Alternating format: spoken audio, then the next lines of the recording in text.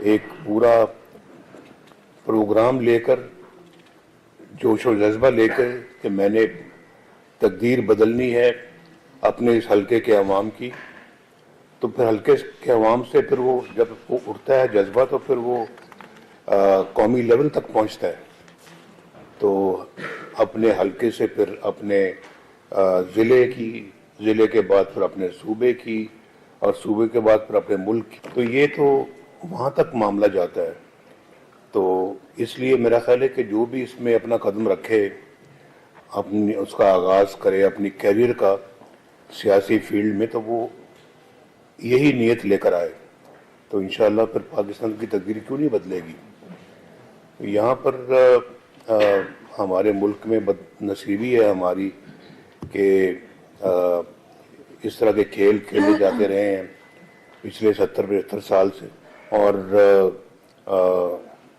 اب زیادہ دور نہ جائیں، اب حال ہی میں ایک ایسا کھلنڈرا ملک پہ آ گیا یا لایا گیا جس نے پاکستان کا یہ حال، جس کو ملک کا کچھ پتہ ہی نہیں ہے، اکانومی کا کچھ پتہ ہی نہیں ہے، فورن ریلیشن کا کچھ پتہ ہی نہیں ہے،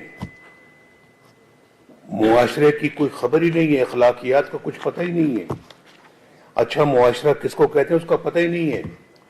صرف زبانی کلامی مدینے کی ریاست مدینہ،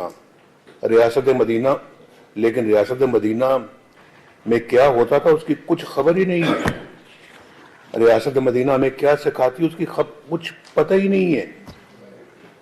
وہ دور دور تک کچھ اندازہ نہیں ہے کہ وہ کیا تھی ریاست مدینہ.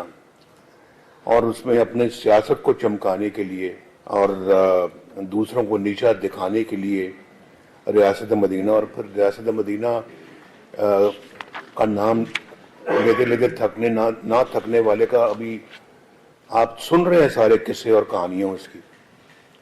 اگر یہ قصے اور کہانیاں تھیں تو چپ رہتے، خاموش رہتے، کم از کم ریاست مدینہ کا نام تو نہ لیتے. تو بڑا اپنا یہ سوچنے والی باتیں ہیں.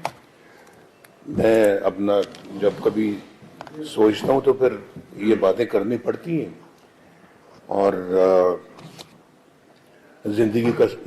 پاکستان کا میرا خیال ہے کہ جہاں تک مجھے علم ہے، سب سے بڑا سکینڈل جو پیسے کا، کرپشن کا، یا ڈاکہ کہہ لیں آپ اس کو، وہ یہ ہے جو 190 ملین پاؤنڈ کا جو ہے. اس میں تو کوئی شبہ ہی نہیں ہے، کوئی شبہ ہے ہی نہیں کسی کو کہ یہ سب سے بڑا سکینڈل تھا. اور سکینڈل کا سب سے بڑا ثبوت وہ ہے کہ یہ بند لفافہ لہرا کے کہہ رہے ہیں وہ لوگ کہ جی اس بند لفافے پہ ہی آپ دستخط کر دیں اور اپنی ایگریمنٹ دے دیں، اپروول دے دیں. بھئی لفافہ کھول کے تو دکھاؤ اس میں ہے کیا. وہ کھولا نہیں، آنکھوں میں پٹی باندھ کے ان سے اپروول لے رہے. یہ اس سکینڈل کا سب سے بڑا ثبوت ہے یہ. اور پھر ابھی آپ نے دیکھا کہ وہ کس طرح سے رقم اٹھا کے سپریم کورٹ کے موجودہ چیف جسٹس نے باہر پھینکی کہ یہ رقم یہاں کیوں پڑی ہوئی ہے. سپریم